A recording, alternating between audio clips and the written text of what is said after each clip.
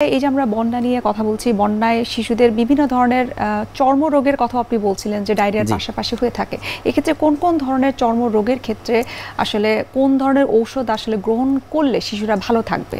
এই বন্যাকালীন সময় শিশুদের যে ধরনের চর্মরোগ হতে পারে তার মধ্যে উল্লেখযোগ্য হচ্ছে ফাঙ্গাল ইনফেকশন।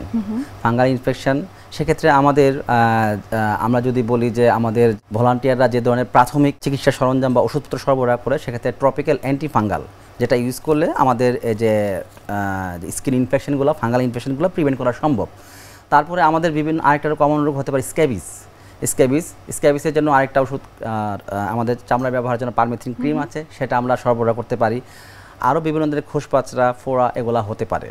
তো এক্ষেত্রে আমাদের এগুলো প্রিভেন্ট করার জন্য যেটা করতে হবে, যেহেতু আমরা পানিবন্দী থাকি, যখন আমরা পানিতে বের হব, আমরা যখন খালি পায়ে না বের হয়ে আমরা যদি পলিথিন মোড়ায় যেতে পারি অথবা কোনো প্লাস্টিকের শু কাভার করে যেতে পারি, তাহলে সেক্ষেত্রে আমাদের এই স্কিন ডিজিজগুলো অনেকাংশে কমে আসবে। সাধারণত দেখা যাচ্ছে আমরা লোয়ার লিম্ব বা পায়ের অংশটাই বেশি পানিতে ভিজে থাকে এবং সংক্রামিত হওয়ার সম্ভাবনা বেশি থাকে। কমন কিছু ওষুধ অ্যান্টিফাঙ্গাল ক্রিম বা যেটা বললাম স্ক্যাবিসের জন্য পারমেথ্রিন ক্রিম, কমন কিছু ট্রপিক্যাল যেটা আমরা চামড়ায় ব্যবহার করি সরাসরি দিলে এই বন্যাকালীন সময়ে খুব অল্প কিছু স্টেপের মাধ্যমে আমরা অনেক প্রিভেন্ট করতে পারি এই রোগগুলো।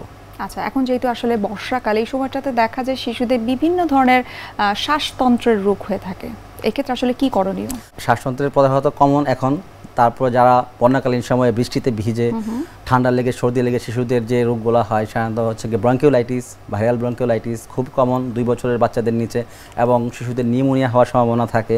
এবং যাদের শ্বাসকষ্ট আছে, যাদের শ্বাসতন্ত্র সংবেদনশীল, এই সময় দেখা গেছে তারা পানিতে বেশিক্ষণ থাকার জন্য অথবা বৃষ্টিতে ভেজার জন্য তাদের শ্বাসতন্ত্রের অতি অল্প কাবু হয়ে যাওয়া, ব্রঙ্কিয়াল অ্যাজমা যেটাকে আমরা বলি হাঁপানি বা শ্বাসকষ্ট, এটা বেড়ে যেতে পারে। এই 3টা জিনিস আমাদেরকে অবশ্যই নজরে রাখতে হবে: ব্রঙ্কিওলাইটিস, নিউমোনিয়া এবং ব্রঙ্কিয়াল অ্যাজমা। আমরা এই শিশুদের স্বাস্থ্য সমস্যা নিয়ে আরও বিস্তারিত জানবো, তবে তার আগে আমরা একটু দেখে নিচ্ছি আমাদের স্বাস্থ্য প্রতিদিনের নিয়মিত আয়োজন। কি খাবেন, কেন খাবেন, এই সেগমেন্টে।